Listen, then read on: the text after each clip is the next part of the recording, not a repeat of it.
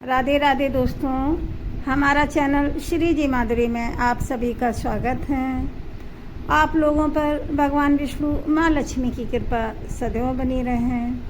वैशाख मास में भगवान विष्णु की सबसे अधिक पूजा की जाती है और यह मास माधव मास के नाम से भी जाना जाता है। इस महीने में वैशाख मास के महीने में प्रतिदिन वैशाख मास महात्म्य की कथा सुनी जाती है। वैशाख मास महात्म्य का अध्याय 1, 2, 3, 4 इन कथाओं का हम पिछले वीडियो डाल चुके हैं, आप उसको अवश्य देखें। आज वैशाख मास महात्म्य का अध्याय 5 की कथा कहेंगे। आप लोग भी अवश्य सुने और पूरा जरूर सुने, तभी इसका उत्तम फल की प्राप्ति होती है और भगवान विष्णु माँ लक्ष्मी की कृपा प्राप्त होती है। वैशाख मास महात्म्य अध्याय 6।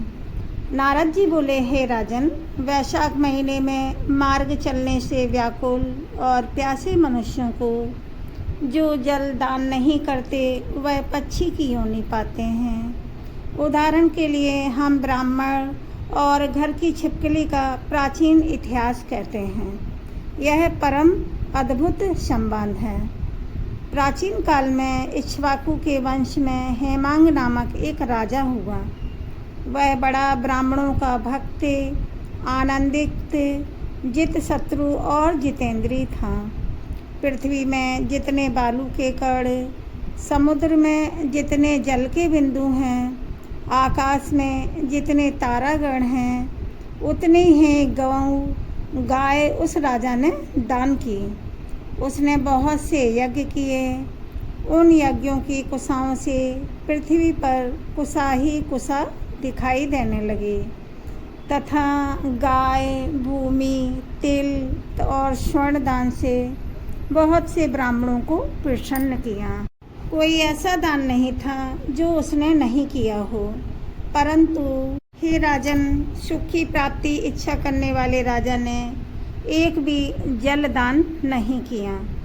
ब्रह्मपुत्री महात्मा वशिष्ठ जी ने उसे ज्ञान भी कराए कि जल दान करो, परंतु जड़ उसने दुर्बुद्ध और हेतुवाद से कहा कि कल तो बिना मूल के ही मिलता है, जल तो बिना मूल के ही मिलता है, इसे दान करने वाले का क्या फल मिलेगा।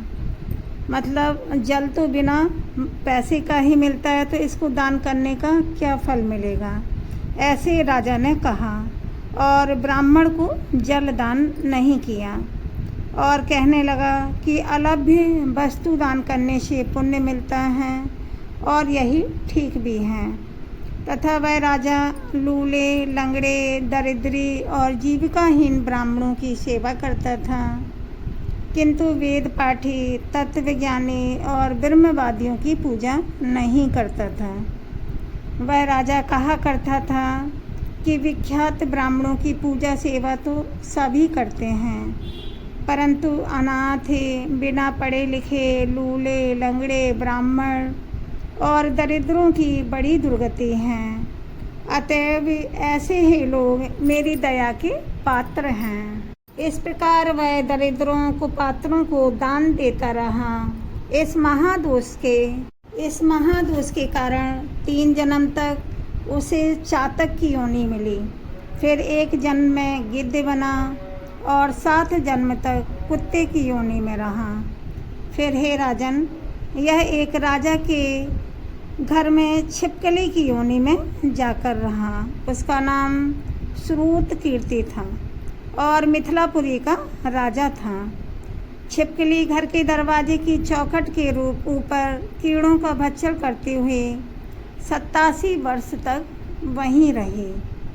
एक दिन देवयोग से मुनिवर श्रुत देव नामक ऋषि दोपहर के समय मार्ग से मिथिलापति के घर आए। थके हुए मिथिलापति के घर आए ऋषि को देख के राजा अत्यंत प्रसन्न होकर सहसा उठकर बड़े आदर सत्कार से मधु पानी से पूजन करके चरण धोने लगा और चरण धोकर अपने मस्तक पर छिड़का देवयोग से एक बूंद जल उस छिपकली पर गिर पड़ा। जल की बूंद पड़ते ही उसे ज्ञान हो गया और नाना योनियों में दुखों से दुखित हो ब्राह्मण देवता से हाय हाय कर कहने लगा कि हे ब्राह्मण, मेरी रक्षा करो। एक छिपकली का ऐसा शब्द सुनकर ब्राह्मण को बड़ा आश्चर्य हुआ और कहने लगा कि हे गोधा, तू कहाँ है? क्यों विलाप कर रहा है? तेरी यह दशा कौन कर्म से हुआ है? तू देवता है कि पुरुष है कि कोई राजा है अथवा ब्राह्मण है? हे महाभाग, तू कौन है? कह तो सही, मैं आज ही तेरा उद्धार करूँगा। ऋषि की ऐसी बात सुनकर वह राजा महातिमान श्रुत देव जी से कहने लगा, हे ब्राह्मण, मेरा जन्म इक्ष्वाकुल में हुआ था और मैं वेद शास्त्रों का पूर्ण ज्ञाता था। पृथ्वी में जितने रज के कण हैं, जितने जल के बिंदु हैं, जितने आकाश में तारागण हैं, उतनी ही गाय मैंने दान की। मैंने सभी यज्ञ किए, बाबी, कूप, तालाब, बावड़ी, बगीचे बनवाए, अनेकों दान किए और धर्म पूर्वक राज्य भी किया, तो भी मेरी ऐसी दुर्गति हुई और मुझे स्वर्ग नहीं मिला। 3 जन्म तक मुझे चातक की योनि मिली और 1 जन्म में गिद्ध हुआ। फिर 7 जन्म तक कुत्ते की योनि पाई।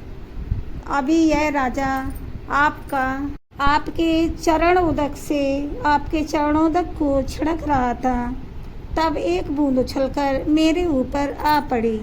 उसी के पड़ने से मुझे पूर्व जन्म का स्मरण हो आया और मेरे सब पाप दूर हो गए हैं।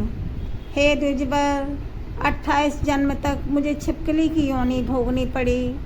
तरह तरह की देवी सृष्टि दिखाई देती हैं, अतः अब मैं इन जन्मों से डरता हूँ।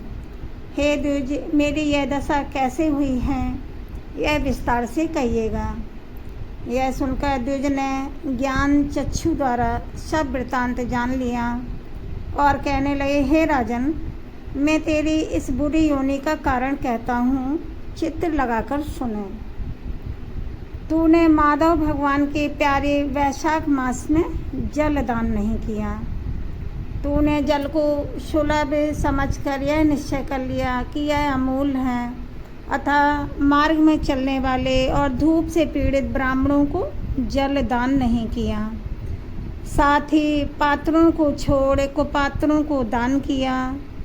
जलती हुई अग्नि को छोड़ क्या कोई भी हवन करते हैं? बहुधा वर्णित सुगंधित आदि से युक्त कांटेदार वृक्ष का कोई भी पूजन नहीं करते हैं। संपूर्ण वृक्षों में पीपल ही की पूजा होती है। तुलसी वृक्ष को छोड़कर कटेरी का पूजन क्यों नहीं करते? पूज्य के विषय में अनाथ की आवश्यकता नहीं है। पूज्यता के विषय में अनाथी की पूजा नहीं की जाती। लूले लंगड़े केवल दया के पात्र हैं, पूज्य नहीं। तपस्वी, ज्ञान, वेद शास्त्रों के ज्ञाता, ये विष्णु भगवान के स्वरूप हैं, अतएव वे सदा पूज्य हैं। इसमें से भी ज्ञानी ब्राह्मण सदैव ही भगवान विष्णु को अत्यंत प्यारे हैं। इसी कारण से ज्ञानी ही सदा पूज्य हैं। पूज्यों में भी अधिक पूज्यतम हैं जो साधु महात्माओं की अवज्ञा है, वह इस लोक और परलोक दोनों में दुखदायी हैं। महापुरुषों की सेवा ही धर्म, अर्थ, काम, मोक्ष का कारण है। ऐसे ही करोड़ों अंध जाति कर्तव्य को नहीं देखते। ऐसे ही मंद हैं आशय जिनके उनकी की संगति से कुछ फल नहीं मिलता। वैसे ही जलाशय, तीर्थ और मिट्टी अथवा पत्थर के बने देवताओं से भी तत्काल कुछ लाभ नहीं होता। ये तो बहुत काल में पवित्र करते हैं, किंतु साधु महात्मा दर्शन से ही पवित्र कर देते हैं। साधु सेवा से कोई भी सुशिक्षित पुरुष दुखित नहीं होता है। पुरुष दुखी नहीं होता है, जैसे अमृत पान करने से जन्म मरण वृद्धावस्था आदि दुख नहीं देते हैं। तूने जलदान नहीं किया, ना साधुओं की सेवा की और साधुओं की सेवा की इच्छावुक नंदन, इसी से तेरे यह दुर्गति हुई है। वैशाख में जो मैंने पुण्य किया है वह तेरी शांति के लिए तुझे दूंगा। इसके प्रताप से भूत भविष्य और वर्तमान कर्मों के संस्कार दूर हो जाएंगे। ऐसा कहकर जल स्पर्श करके सर्वोत्तम पुण्य का फल दे दिया। जब उस ब्राह्मण ने वैशाख में एक दिन स्नान किए का फल उसे दे दिया, तब उसके संपूर्ण पाप दूर हो गए और गोधा की योनि त्याग कर दिव्य विमान पर चढ़ी, दिव्य माला वस्त्र आभूषण पहनकर मिथिलापुर के राजा के महल के भीतर सब प्राणियों के देखते देखते हाथ जोड़कर परिक्रमा देकर नमस्कार करके आज्ञा लेकर स्वर्ग को चला गया और देवता लोग स्तुति करने लगे। वहाँ 10,000 वर्ष तक अनेक भोगों को भोग कर वही राजा इक्ष्वाकु के वंश में महाप्रभावशाली काकुत्स नाम से पैदा हुआ और सप्त द्वीपवती पृथ्वी का पालन करता हुआ बड़ा ब्राह्मण सखा और विष्णु का अंश हुआ। तब वशिष्ठ जी ने वैशाख मास में सब कर्तव्य धर्म सुनाए, जिनके करने से उसके सब दुख दूर हो गए और दिव्य ज्ञान को पाकर विष्णु की सायोज्य मुक्ति को प्राप्त हुआ। इसीलिए यह वैशाख मास संपूर्ण शुभ फलों का दाता है। इसमें जो मनुष्य यथोक्त धर्म करता है उसकी आयु और यश बढ़ती है, पाप दूर हो जाते हैं, पुरुषार्थ चतुष्टय की प्राप्ति होती है और भगवान विष्णु प्रसन्न होते हैं। अतएव ब्राह्मण क्षत्रिय वैश्य शूद्र ये चारों वर्ण ब्रह्मचारी गृहस्थ वानप्रस्थ और सन्यासी चारों आश्रम वाले मनुष्यों को वैशाख मास के बताए हुए कर्म को करना चाहिए। इससे भगवान विष्णु अति प्रसन्न होते हैं और स्वर्ग की प्राप्ति होती है। बोलो विष्णु भगवान लक्ष्मी माता की जय।